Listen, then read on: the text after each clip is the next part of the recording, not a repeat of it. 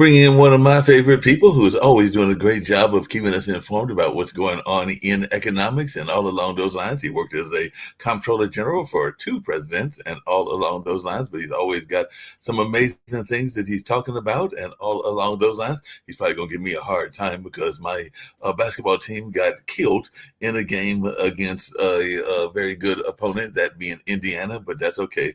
That's just the way we suffer sometimes, and I'm hoping Marquette will bounce back and all along those lines. But they did lose 100-77, so it wasn't a pretty game and all along those lines. But hey, that's what goes on in sports every once in a while. But one of the things that people are talking about here and everything is the fact that there may be an end to the shutdown and everything like that. So they've set the record. So that's a thing that people talk about with sports as well, as record setting and all along those lines. But it looks like there might be an end to the madness, and maybe it'll happen before Thanksgiving and before Christmas, even though they still got to go through a lot more process. So are we going to have a government working before Thanksgiving, which is in about 17 days, or are we going to have to wait till the new year and all along those lines? So I'm curious as to your thoughts on that, and I'm going to get on off of here and let you hide what's going on in that space and all along those lines.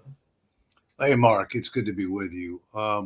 My understanding is we wanted to talk about several issues this morning. Number one, the shutdown, which I'll start with. Secondly, job losses that have recently been reported. And then there are a few other issues that I'm going to comment on as we start. First, thank God it looks like the shutdown will be ending. I expected it to end by the end of this week, so well in advance of Thanksgiving. What ended up happening was there were 7 Democrats and 1 independent in the Senate that voted with Republicans on a compromise proposal. That compromise proposal, and I think it's important to understand what they voted is based on the compromise proposal to proceed with a vote on the floor of the Senate on the actual proposal. Here's what a lot of people don't understand. In the Senate, in order to actually vote on a substantive piece of legislation, other than through the budget reconciliation process, you have to have 60 votes for most things. And the Republicans only control 53 seats. And therefore, the Democrats had the ability to stop any vote if the Republicans couldn't get 60 votes. And that happened 14, 15 times. Finally, there's a framework for a deal. Now that there have been 60 votes to proceed, it means that it will go to the full Senate to vote, and they will only need a simple majority vote. That's what a lot of people have difficulty with. You have to have 60 in order to get a vote, but once you get a vote, it's a simple majority vote. So it's clear that it's going to pass, but the bill that's going to pass is going to be different than the bill that the House sent to the Senate, and therefore the House members will be given 36 hours to come back to Washington to be prepared to vote once the Senate actually votes on this piece of legislation, which I expect will happen within the next day or two. And so hopefully we're going to see this thing all wrapped up by the end of the week. Now, what's the substance of the deal? The substance of the deal is as follows, that there will be full year funding for 3 appropriations: the Veterans Administration, the Agriculture Department, which includes SNAP benefits, which is, food stamps, basically, and the legislative branch. So those 3 will get a full year of funding. The others will be subject to a continuing resolution through late January. So Congress will still have to pass the appropriations bills before that expires, or else consider another extension. There are other agreements. One, that there would be no layoffs between now and the expiration of the continuing resolution, that certain layoffs that have taken place during this period, beginning the fiscal years, October 1 to now, those people will be reinstated, that all employees who have been laid off, whether they were essential or non-essential, will receive retroactive pay. With regard to the Ledge Branch, the Government Accountability Office, which I ran for about 10 years, there was a big difference between the Senate and the House as to how much money they were going to get. GAO asked for about a 15% increase from last year, which quite frankly was very tone deaf given the current political situation and our current fiscal challenge. The House wanted to cut their budget dramatically and also limit their ability to sue the executive branch for potential violations of the appropriations process, namely the rescissions process. The Senate wanted to hold them flat, meaning that they wouldn't get an increase, but they'd get the same as last year. The compromise is they'll be held flat, so they won't get an increase, but they'll be held flat, and they won't get a decrease in funding. And in addition, there won't be a limitation on their ability to sue if they believe that that's appropriate.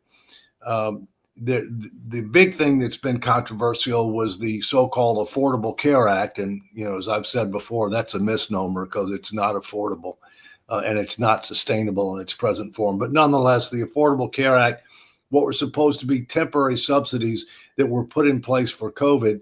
COVID, as you know, the government declared that it was over in May of 2022, and yet those subsidies have continued, including for some people making over 400% of the poverty level.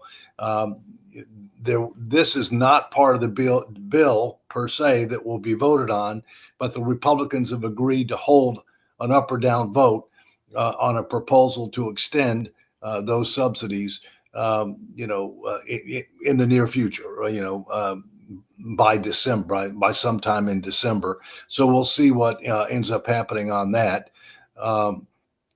So the bottom line is, it's cleared the hurdle to get a vote in the Senate. Simple majority for the Senate.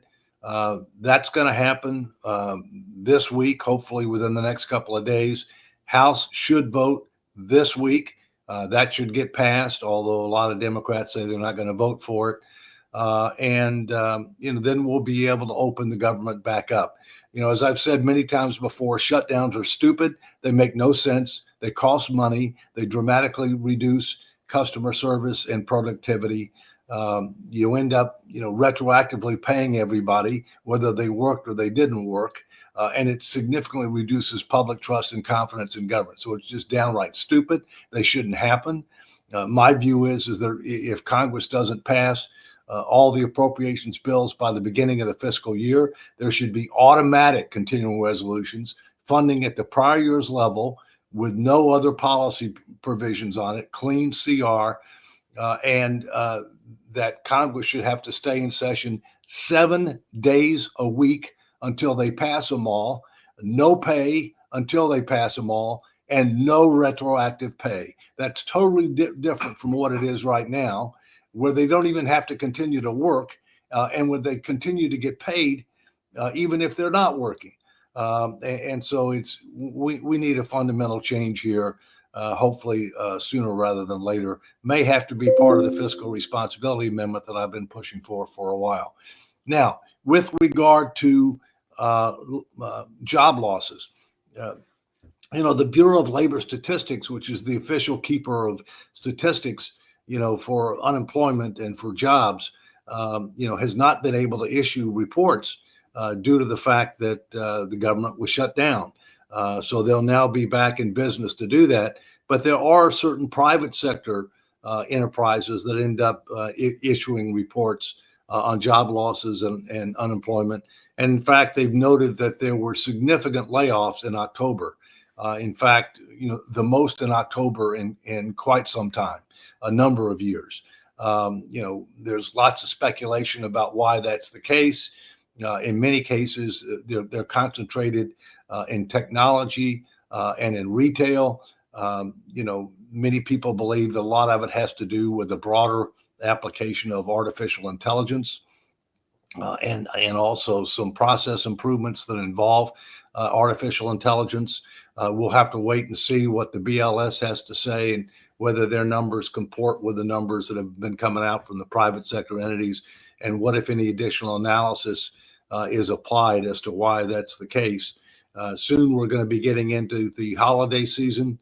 And as you know, the retailers ended up staffing up for the holiday season because of increasing demand. But those in most cases are temporary jobs. The jury's out on what the long-term impact is going to be on employment with regard to artificial intelligence. The general view is that lower-level jobs that can be replaced by artificial intelligence, things like research and first drafts of writing and things of that nature, many of them will be replaced, but you'll still need people to review and quality control the work that AI comes up with, because believe me, I mean, I use it frequently, and it's a great productivity tool, but it's not error proof. And many times I find errors in what they come up with. And so you clearly need to have quality control procedures with regard to what they're coming up with. A couple of other things that I'll mention real quickly. One, the President Trump just announced that he's going to propose to Congress that all the air traffic controllers that continue to work without pay during this period of time, that continue to work without pay during this period of time, should receive a $10,000 bonus. We'll see whether that happens, but I think that's something that should be able to get a broad base of support. Secondly, on the other hand, President Trump has talked about providing a $2,000 rebate, per taxpayer for tariff revenue. In my view, that's a stupid idea. First, we're running deficits of about $2 trillion a year. And secondly, the Supreme Court is currently reviewing the legality of some of the tariffs that the president has unilaterally imposed. And we'll have to wait and see how that comes out. As I think I said, recently, I believe there's a difference between tariffs that were negotiated and tariffs that were unilaterally imposed. Ones that were unilaterally imposed, if there are national security and or public health implications associated with them, the Supreme Court may side with the president. If there are not national security and public health implications associated with them, then they may not side with the president. So we'll have to wait and see what's going to happen there. That's kind of an executive summary of how I see things that have gone within the last few days. Let's open it up and see what others have to say, and happy to answer any questions. Okay, well, I'll bring in our fellow panelists and see what they've got on their minds. So we've got Dr. Sharif from Bangladesh, we've got Sasha Starr from Canada, and we've got Jatovi from over there in Durham, North Carolina, where I'm at, and we've got Rick from over there in California. And it looks like Rick's got a question, as does Sasha. Yeah, so what do you think? So last time we had decent numbers, unemployment was at 4.3. Nick, who runs the network, thinks it's already at 5%. I think that's a little steep. Do you want to take a guess? I don't think there's any ways it's 5%. I think it might have ticked up, obviously, because of what I said before, that we had, historically high layoffs in October, at least for a number, historically high as it relates to, a number of years, not necessarily all time. So, I don't believe it's going to be anywhere near 5%. But maybe 4.4, 4.5. Yeah, we'll see. Okay. Yeah, Sasha, you got to get off of mute. You're on mute. There you go, Dave. Here we yes, go. sir. Dave, I agree with you that this shutdown war was not productive for any party, and it's not doing any good to anybody. However, my question is why the 7 Democratic senators changed their mind only now, not a week ago, not a month ago? Well, Sasha, you'd have to ask them. They were under a lot of pressure from their leadership to hold the line. A lot of, while the advertising was, it was about healthcare, and I can come back to that. Many people believe that it was more political than anything else, that they were trying to show that they had a backbone against Trump. Obviously, a number of things have happened since then. One of the big things that happened was last Tuesday, when there were elections in New York City, there were elections in New Jersey, there were elections in Virginia. The Democrats did very well in those elections. Mondami won in New York, and we'll see what the longer term implications of that are. I think it's going to accelerate an exodus from the city, but we'll see. In the case of New Jersey and Virginia, the two Democratic candidates for governor won. That was not unexpected, but they won by a larger margin than was expected. And then lastly, in California, their referendum they had, or ballot initiative they had with regard to redistricting, won. That wasn't a surprise either. But nonetheless, all three of those things, inured to the benefit of the Democrats. And I think the other thing you got to keep in mind is, people have missed more than one paycheck now. SNAP benefits, which is food stamps, they've only been funded for part of the month, and there's over 40 million people, that get those benefits. And probably most notably recently, Sasha, is, we're starting to have problems with regard to air traffic. And we've had a lot of people calling out sick. There's been announcements, and in actuality, they've happened. Significant reductions in the number of flights, significant increases in delays. As our holidays are approaching, and as you may know, our Thanksgiving, I know yours is at a different time, but our Thanksgiving is, one of the biggest, if not the busiest travel time. And I think the last thing, Sasha, I would say is that, at least one or two of the members who decided to vote, they have a lot of federal employees and contractors in their district. Okay. Frankly, it's hard for me to see why they would have voted, for not to open the government from the beginning, because they have a lot of constituents who are adversely affected. But those are a few of the thoughts that I would say are the reasons why. But otherwise, you'd have to ask them, because I think they should have done a long time ago too. Dave, I agree with you. I just like to point out is Yeah. that the last Tuesday elections, they were Yeah. indeed very big part of all it, because before that election day, Democrats had nothing to lose.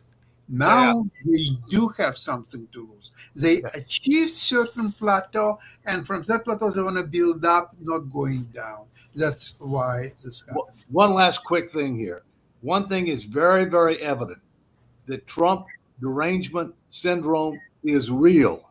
Okay, it is real. Okay, and even though Trump wasn't on the ballot, there's no question that he had an impact of helping the Democrats with regard to their victories last week.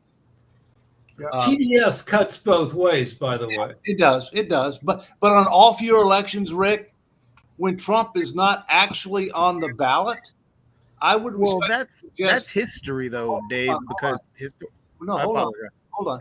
Let me clarify, Jacoby. You're right. My point is, when Trump is actually on the ballot, okay, that might help turnout, okay. But when Trump is not actually on the ballot, okay, then it disproportionately, I think, hurts, because he doesn't help with regard to turnout, because he's not on the ballot. But those people who don't like Trump or his policies, and or both, okay, might turn out disproportionately as compared to what otherwise be the case. But Rick, comment, and then Jacoby. Rick, then Jacoby. Jacoby first, then me. Okay, go ahead, Jacoby. Go ahead. Oh, I mean, I was just going to point out that's historically the way that it always happens. Like Obama wasn't on the ballot. People came out to vote against Obama. It's just a normal referendum. So the TDS thing, though, is correct what Rick's saying. It cuts both ways. Matter of fact, it cuts heavily both ways if you go to the fringes, but the fringes tend to be more towards the middle, on the right more so than on the left. That's where the power grab is. But my question goes into play talking about that $10,000. It's idiotic, the $2,000 idea. That's just not a reality thing. He's trying to buy votes because the way the economy is structured, it's highly inflationary. Yeah, but then in terms of the $10,000 idea, that's another purchase of votes and trying to do this whole goodwill thing. What about those? How can we afford that when we could not afford, according to Trump, could not afford SNAP benefits because he's still holding out on paying SNAP benefits? So why do the individuals who were on SNAP that continue to work and could barely feed their kids, why don't they deserve that $10,000? Why do the individuals who continued to work in those packing and shipping areas who were struggling also with benefits, those same federal benefits? Why don't they deserve? So why is it that only air traffic controllers are the ones that are suggested for this? That's, I think, more so politics.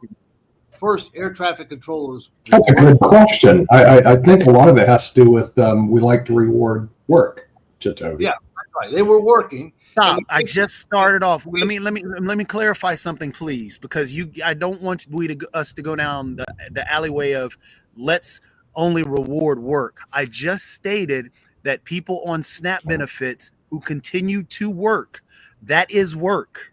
So let's not do that. We're only rewarding work people. But hold on, they were getting paid. The air traffic controllers were not getting paid. That is a substantive difference. Okay. Secondly, with regard to SNAP benefits, SNAP benefits have been partially funded for the month. Yes, they have. They've been not all of them. They were blocked. Remember, Trump did block them. They've been partially funded for the month, okay, and hopefully now that it looks like we're going to get the shutdown resolved, they'll be fully funded for the month. And I personally think that one of the reasons that the deal broke now was because of the 40+ million people that are on SNAP benefits. Whether they're working or not, they need that money, and I think that's one of the reasons it broke. So I'm not psychic. I don't know what the 8 Democratic senators thought, but if I would guess they thought that the damage to Trump and the Republicans has been done. Trump's approval has reached the lowest point of his presidency so far, and I would think that they want to help the people who are on SNAP and air traffic, all that, and they're calculating that the Republicans will do some more dickish stuff, like try again to go against insurance between now and the 2026 election. According to Massey and Durbin, Durbin released a letter. I think it was Massey had an interview. According to both of them, they stated that their belief was that they weren't going to be able to get anything. It was going to stay shut down because Trump was never going to budge and he was not going to give any SNAP benefits or anything. And so they weren't going to be able to do anything unless the government was open. So they got a potential of a vote to come in December. That's why they voted for it. So that seems like reasonable thinking. Trump has had 2 big parties down at Mar-a-Lago. Trump does not give a shit. Well, first, Massey is in the House, so he hasn't voted on this deal because the House hasn't even been working since September. And Massey voted against, the bill that passed in the House. We'll see what he does on this bill. But I believe this will pass in the House, and Trump has already said he's for it. So we'll see. Dr. Sharif. Sharif? Yeah. Thank you. Definitely, I'm from Bangladesh, from a very small country. I'm from Asia. For me, understanding U.S. culture and economy is very important. First, I'm just observing this Tesla shareholder approved Elon Musk $1 trillion pay package. This is very interesting. Many of my students are really interested about that. On the other hand, we are observing USA has shut down, a middle class and lower middle class has a lot of challenges. And $1 trillion pay package, this is huge. So as I'm doing talent economy, so I do concern about job, I do concern about GDP growth and all of the things. I have 2 questions for you. Number 1, how does US federal government shutdown affect employment level and job security across both public and private sectors? Secondly, what are the short-term and long-term economic impact for large-scale job losses caused by shutdown on US GDP growth and consumer spending? So what's your thoughts? And I definitely want your comments on Elon Musk paycheck. Yeah. Well, what I have seen is that some economists have predicted that the shutdown will end up reducing GDP growth by about 0.2%. Okay, for the quarter. Again, that was as of a week or two ago, and it was based upon what had happened up until that point in time. And so obviously there could be somewhat of adjustment there. I'm not sure that I got your first question, Doctor. Could you please repeat your first? How does US federal government shutdown affect employment level and job security across both public and private sectors? Well, first, the federal government, the workforce is affected, but it's affected primarily not receiving pay, whether they're working or not during the shutdown. That does not mean that they don't have a job. They do have a job, okay? And one of the things that was part of this agreement, Doctor, was that there are several thousand people that Trump laid off permanently, during the shutdown period. One of the agreements that's going to be voted on is those people will be reinstated. And that there won't be any more layoffs between now and when the continuing resolution expires. With regard to the private sector, while a lot of people get concerned about federal government employees, and for understandable reasons, okay, you have contractors. There are a lot of contractors, okay, and in some cases, those contractors, a big part of their work has to do with the federal government.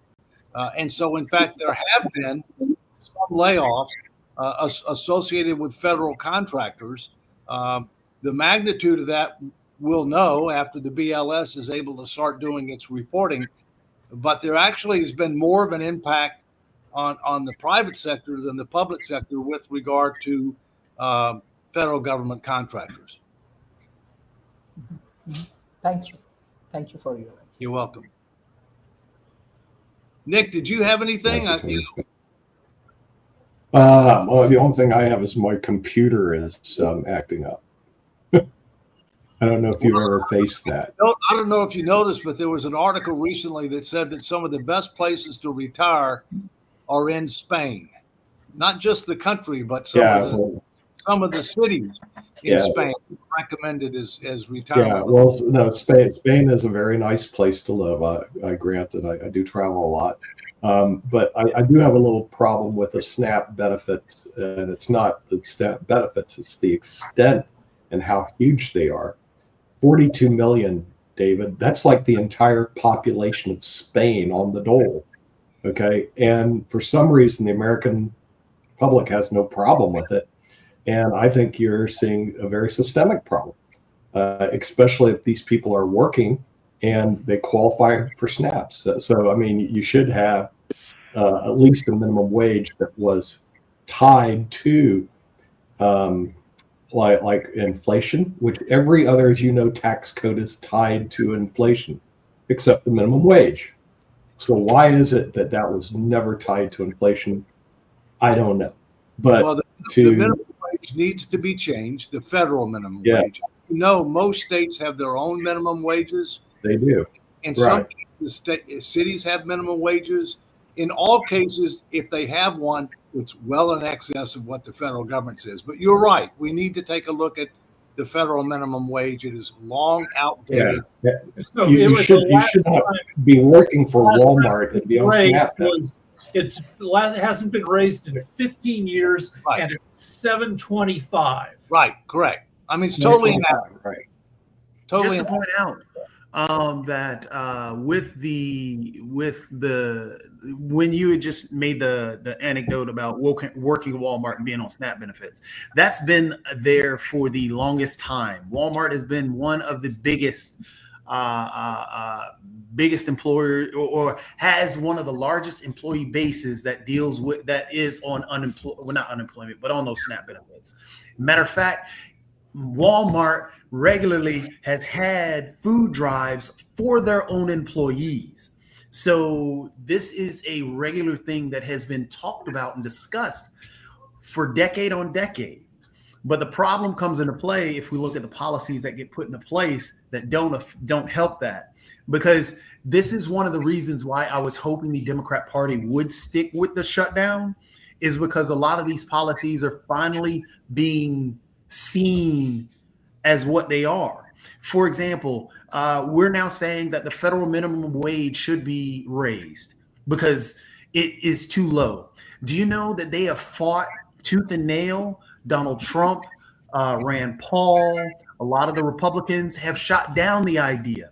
They have chastised the idea of raising the federal minimum wage.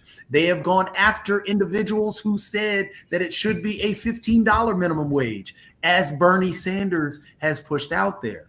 So this is to see that we are at a point where we're finally seeing that there were problems with a lot of these starve the beast style policies is a good thing. And I'm glad that we're finally in agreement that yes, federal minimum wage has to raise. It should have been raised a long time ago.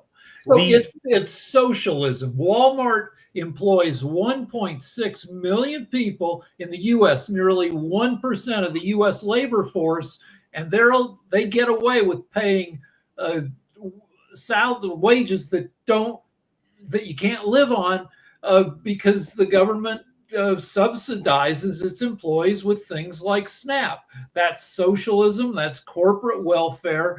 And yeah, we have to reckon with it at some point, especially with under AI, more people are going to be losing their jobs, and we have to figure out where the money for those people to live is going to come from.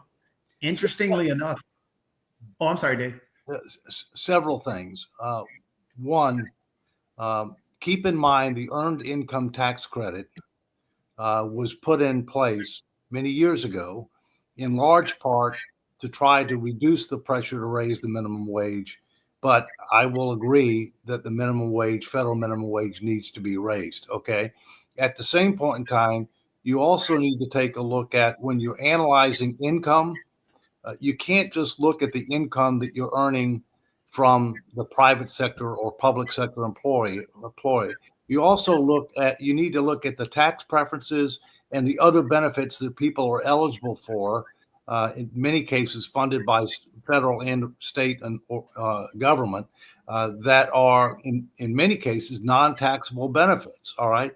And so we need more people working. We need people to earn a living wage.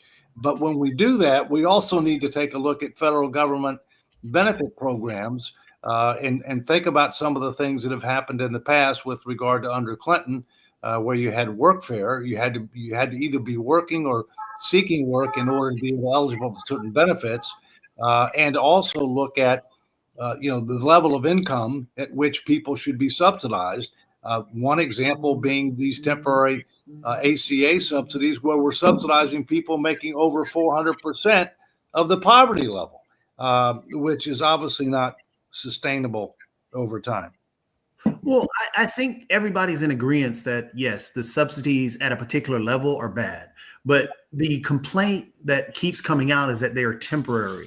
And that is an excuse to be able to take it away and make it and demonize it in people's minds. Because if you look at, for example, the tax credits from Trump 2017 or 2018 bill, those were temporary.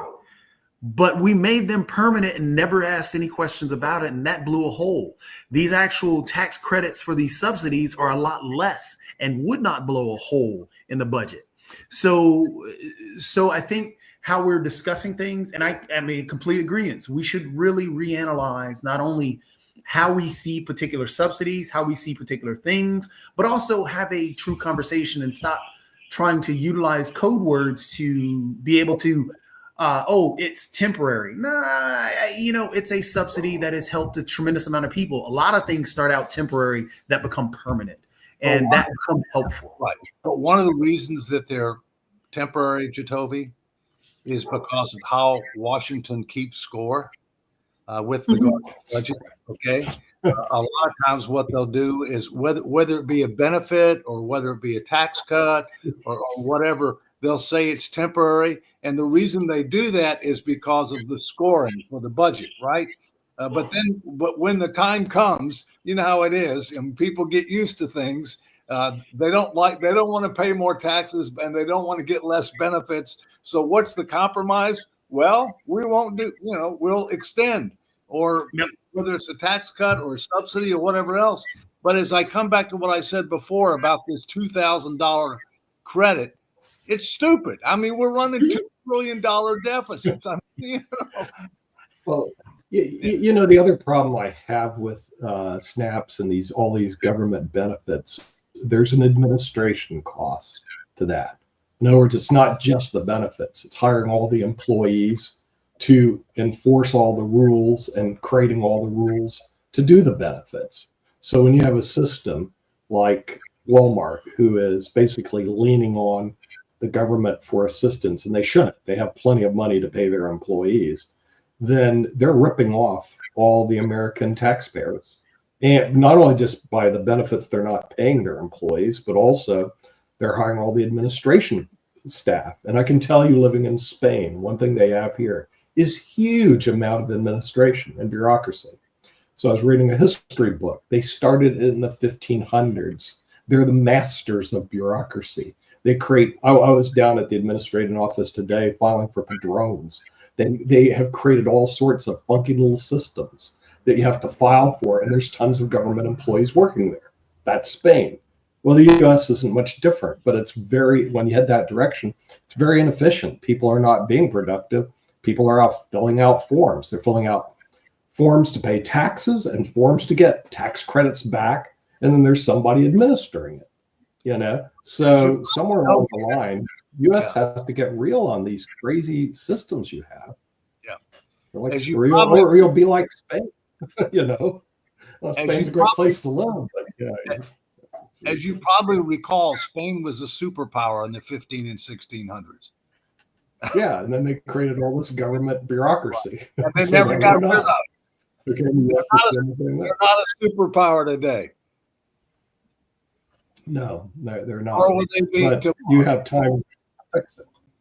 You have time to fix it. Let me just throw in one more thing. That if 42 million is a lot of people that are taking SNAP benefits. That's not 40,000, 40,000.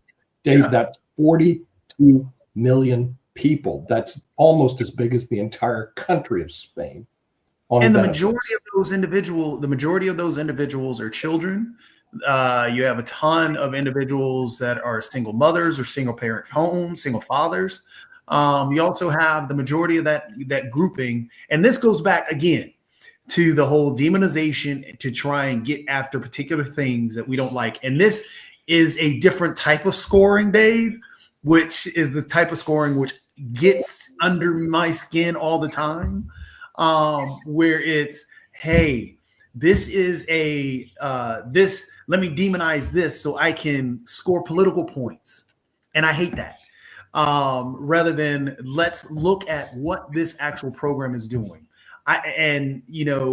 When we say the generalization of 42 million, the next thing that comes into play, which again, this goes into the political scoring that happened just recently of, I'm going to cut it off.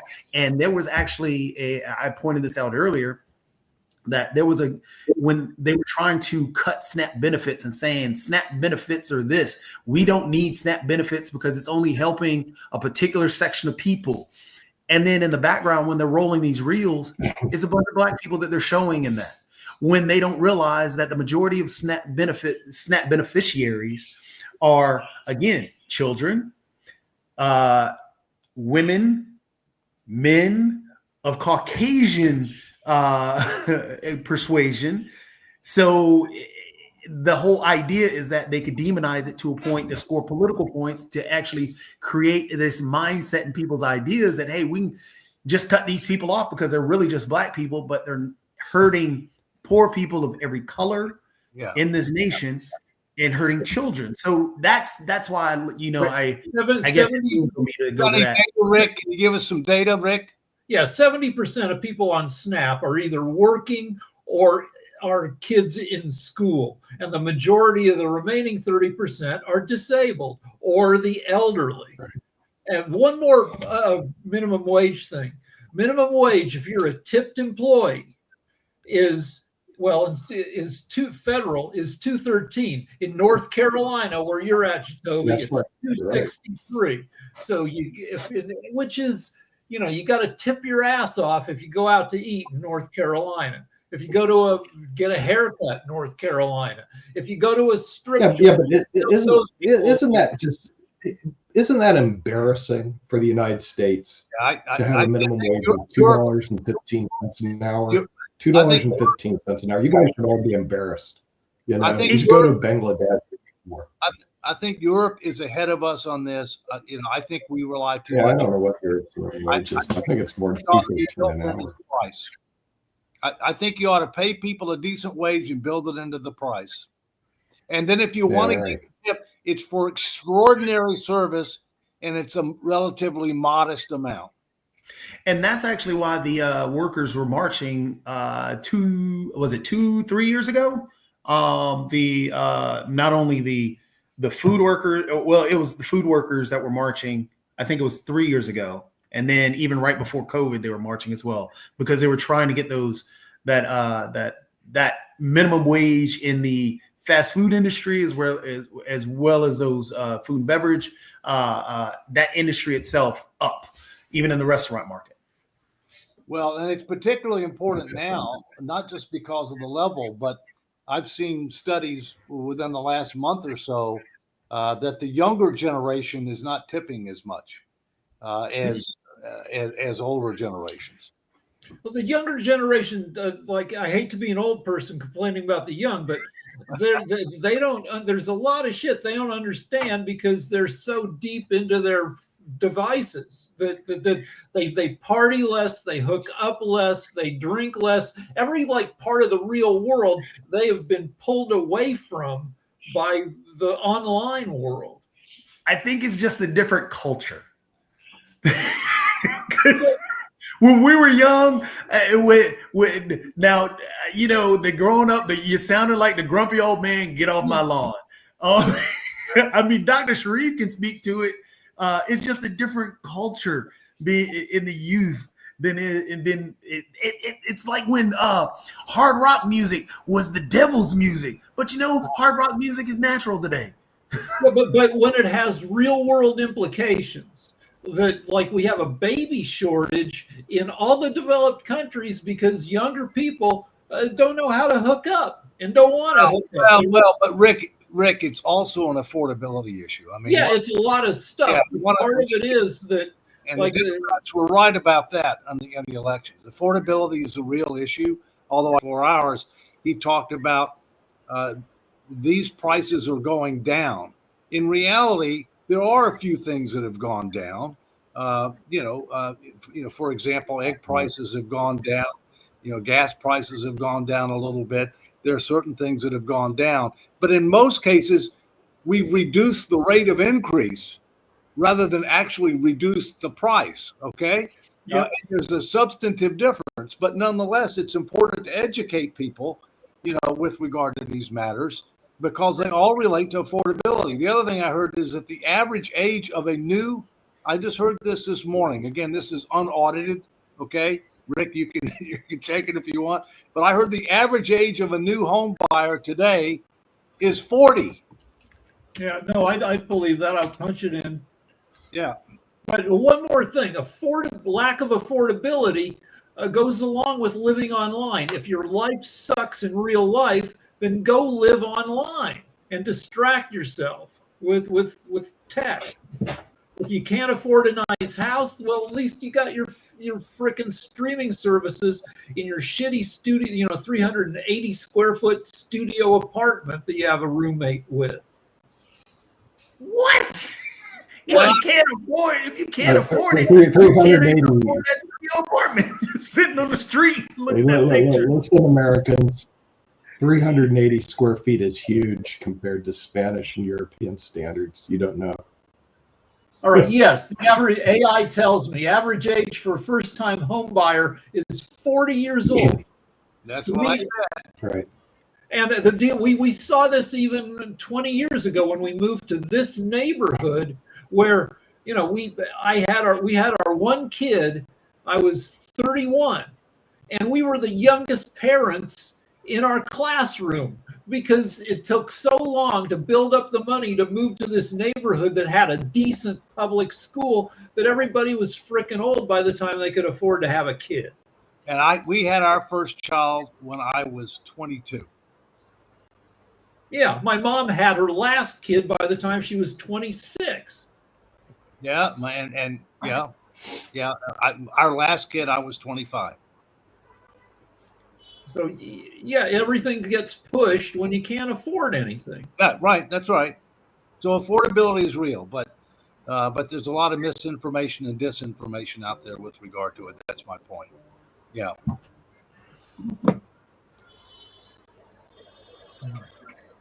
All right. What else we got, guys? We're getting close. You got about 14 more minutes and everything like that. So we're saying affordability is 14. Mine says 11:52. Oh, that's right. We started a little bit late, so you're right, about 8 minutes. So, let's go by the clock. We can't afford those extra minutes. Oh wait, I have one more statistic. All right, so 2025 average age first time home buyer 40. In 1991, the average age was 28. That's a crazy change in just 30 years. Look up 1973 just for the heck of it. All right. I think that's when we bought our first home. Average 1973 was 30.6 years old. Oh, I was a lot younger than that then. 30. Okay. What was the average cost of a home during that time? Because I know that when we got our family house in Durham, I want to say mom spent at that particular house, which she eventually sold, was like around low 100s. 1970 average cost of a new home $23,400. That's about what I paid in 1973 for our first home in Jacksonville, Florida. Wow. You can't even buy a garage for that. Yeah. And And the one that I was talking about, the 100,000, I want to say that mom got that house. It was Malika graduated school, so that's probably like in the late 90s or early 2000s and everything like that. And like I said, that might have been what that house was. It might have been under 100, but I know that when she sold it, it was like around 117 because I looked at Zillow just out of curiosity. But then you have to look at the decline in the value of the dollar. I mean, I know, for example, that the dollar has lost about 80% of its value since 1980. And we're talking about, time before 1980. So, you have to index it for purchasing power, if you will. Just out of curiosity, because I heard y'all talk about it earlier, and I know it's something that's been going on for a while, and this may be we'll cover our last 6 minutes and everything. David, what do you think the possibilities are that we will ever get to a minimum wage of say $15 or $20 an hour? Because I do know people like Jacoby that have been pushing for that for decades and everything like that, and we've been stuck on the same minimum wage forever and a day. So, what do you think the possibilities, and when do you think it will be that we get to a more reasonable minimum wage?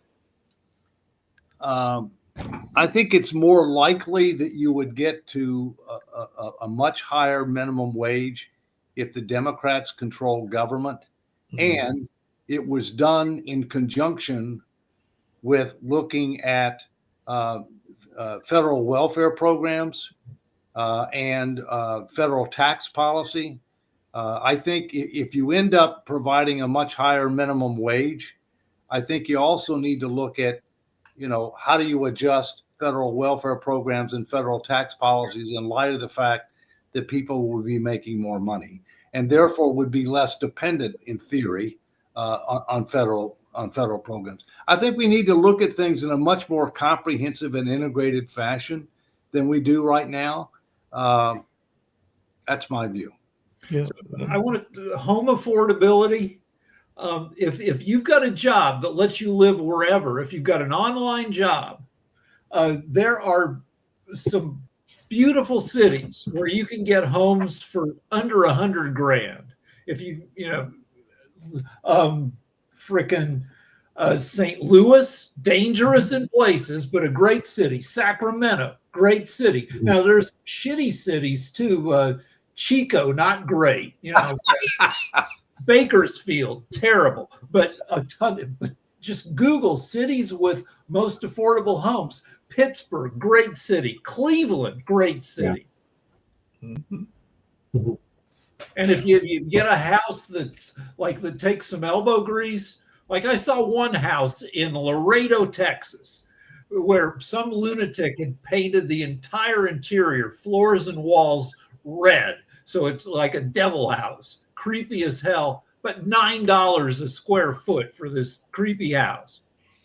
I mean, do you want to live in a creepy house where it looks You like got to paint it over. You got to paint it over, and then you have to hire a priest to drive the demons out. But $9 a square foot. Yeah, you can afford a lot of paint for $9 a square foot. Yeah. I assume that's another issue. I assume that person was a Republican. Who knows what was going on there? You know, you probably don't want to go in the basement. If they have those basements can be scary. We all know what happened, like in the case of the famous person in Milwaukee and everything like that. So yeah, there are certain basements you might not want to go into. Yeah. Well, that's another issue that needs to be addressed by Congress is adequate and affordable housing. Because right now, to afford a house, you need the average person has to spend $2,750 a month or $33,000 a year just on their mortgage. Yeah. You know, so one of the presidential candidates wanted to give first-time home buyers $50,000 towards the purchase, but you know, I don't know if that would have worked. Still, even if you did that, you still can't afford your home. That's the problem, because how are you going to pay $33,000 a month in mortgage payments? If you buy a fixer for $75,000 in St. Louis and you get 50, then you're paying a mortgage of $25,000, which your mortgage payment's going to be $300 a month.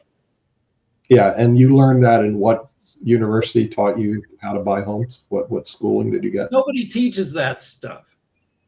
They don't even teach They don't even teach basic financial literacy and civic responsibility, which we've talked about that should be mandatory before you get out of high school. And that's a problem, because the thing is, purchasing real estate, everybody's going to do it at some point in time, or they're going to lease real estate at some point in time. And our entire education system has no classes on real estate at all. So everybody's missing it. The people that I know that are really good are taught by their families, or they actually go to independent courses. And there's a whole book called Rich Dad, Poor Dad, who we've had one of the co-authors on this network. It goes over that. You know. Nick, but in most European countries, people are renting their homes rather than buying, whether it's apartment or houses or anything. They are renting. Even in rich countries like Germany, Switzerland, they are renting. So this American dream of having a house, a car, a wife who is doing nothing, staying home with kids or so on, it's gone, it's done. There's no more such thing anymore. So wake up, Americans. Start to rent affordable houses. Forget about ownership. It's unacceptable. People need to know about climbing the real estate ladder. When you're young, you buy a shitty place and you put sweat equity into it, and then you sell it in 5-8 years and you buy it like a less crappy place. And if you're lucky and you work hard, you know, you can end up with a decent house by the time you're Sasha and Nick, I know we're ending and everything, but Sasha, I don't want a wife that does nothing and everything like that. I mean, some people may want that, but that's not in my desire. And I'm almost, I'm 63 now, so maybe I'll never have a wife and everything like that. But if I have one, I want her definitely to be in the workforce, but that's just me. Yeah, let me real quick close. Sasha, I don't have the stats. Rick can look it up, but the bottom line is a lot higher percentage of Americans are now renting rather than owning, but you still have to be able to afford the rent. Okay. And in many cases, what ends up happening is you have multiple people living in one residence, especially if they're single, in order to be able to afford it. The other thing that's happening is that we have a lot of big investment companies, especially private equity, that are buying up a lot of real estate and then converting it to rental property. So just Yeah, so 34% of U.S. households rent, 66% own, which it's I think it's lower than it used to be, but it's still not terrible. yeah. And compared to Europe, we're a lot higher ownership, but that's changing. The trend is clearly going towards renting. Yeah. Okay. Thanks, everybody. Thank you. Yeah. See you next week. And we're out of here. All right. Let's see you. Bye-bye. Right.